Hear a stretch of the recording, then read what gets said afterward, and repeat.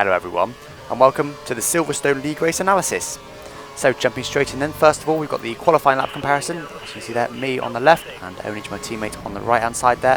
Going to the first corner, then we both nailed it nicely. Of course this is the qualifying where it's just a case of a one lap dash at the end on option tyres. So you can see at the moment we're pretty much even coming into nice apexes.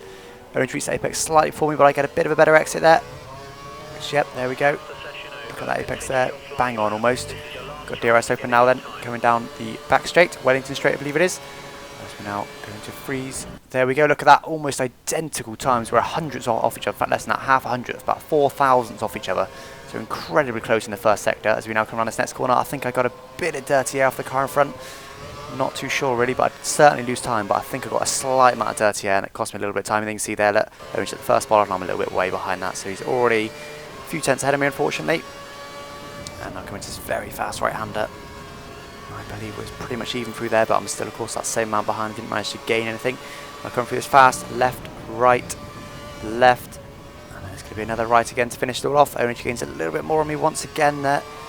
Not too much, but a little bit more, and that allows him to cross the line there. You can see he's at the end of that curb, and I'm not anywhere near that really yet. That allows him to gain, he's about half a second ahead of me at this point, so he's certainly gained a lot in that middle sector. Coming around now into the final sector, one of the last corners, as I missed my apex slightly there. Don't quite manage to get it turned in like Onage did. Coming to the final corner now then, you can see just as Onage reached the apex there, I'm a little way off that. I don't think I've caught up to him slightly, but I lose another tenth in this final sector. So now across the line, and there's the distance. I do a 30.218, he does a 29.596 as we now move on to the, here we go. So this is the lap where I stayed out on options for one lap longer than everyone else. You can see there, everyone else is peeling to the pits. Onage went for a set of the intermediate tyres. I stayed out and you see just really having to crawl lots and lots of oversteer. Look at that, just can't keep the wheel straight. There we go, more oversteer, finally get across the line. So this is of course one of the things that helped me win the race eventually. Being very cautious on this lap then. Come around, so you can see they're constantly correcting the oversteer, it really is. And in just a moment we will bring Onage's point of view in. We'll see him leaving the pits. We'll see how much time he gains on me really on this lap, because this is definitely an intermediate lap, but the very next lap is a full wet lap. Here we go then. So you can see Onage just coming out of the pits now. The guy ahead of him, Victor, he's gone for full wet tyres, so we breathed past him initially, but of course Onage will have to make an extra pit stop than him, as we know. So I'm now coming into the end of the first sector. Onage isn't even on the Wellington straight yet, so I'm quite a way ahead really at this point. But look at that, look at the left hand side, they're really having to crawl, going absolutely nowhere on this part of the track that's so wet. Onage is absolutely gaining on me now. It's almost got up to me already. As I'm trying to look at the oversteer I get there, just trying to get the power down, just can't do it. Desperately trying. You can see there, lots of oversteer all right out on the grass. And Onage has almost got up to me. He's now coming out that last corner, just where I came out of, so he's caught up a lot of me just in that section alone. So he's certainly gained a lot of time on me just there. Now coming to these fast corners. These aren't too wet actually. I was able to go on these at reasonable speed. Probably not far off Onage's speed, I can say. We'll see, he's coming into them now. So, he's going very fast in there though. No, he definitely went quite a bit faster actually than me in there. So, I've now come to the end of the sector, and he's just coming to it now. That means we will get a gap, so I now come to this corner, which is very well. Once again, 8.2 seconds it is now.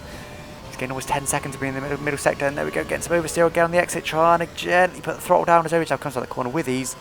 Of course, we both do peel off into the pit lane, and we both go for a set of full wet. So I just about managed to bring it around faster, or fast enough to stay ahead of Onage, but of course he gained a lot on me there as we now go to the second round of pit stops.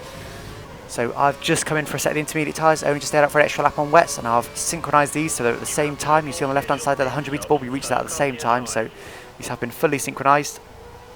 So in actual fact at this point Onage is ahead of me, but as I said, I've brought them back so we can see how much I gain on him. Much like a qualifying lap comparison, so they're set at different times, but I've brought it back to synchronise the laps. So coming out the last corner then, we're absolutely neck and neck surprisingly, and I'm probably because I've just come out the pits to see that bridge there, absolutely neck and neck even though on different tyres. But coming around this corner, it's very much intermediate territory. You can see I'm already past him now, already quicker than him.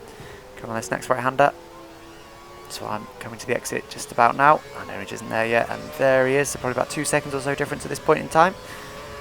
Now coming down what was the old start finish straight. Miles ahead of him now, you see DHL board above me there, and Onage finally reached it now. And also carry more speed through here. I'm in 5th gear, only just go right down to 4th gear. So just getting massively there once again, but unfortunately this is where I made my mistake. Just turning too late, go straight on, so I do lose time to him, despite him being on the wrong tyres. I still do lose time to him through that section because of that mistake. You can see he's almost got up me there, look. He's only a couple of seconds behind me again now. So I probably lost another second or two there.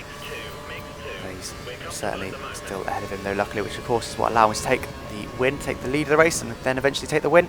Go on this corner now, you can see, again, further advantages. It's very much intermediate weather. And now pulls off into the pits. So there we go, don't have the race history chart unfortunately, as the analysis hasn't been done yet for this race. That's an interesting couple of laps there from the Silverstone League race, and thank you for watching. Bye bye.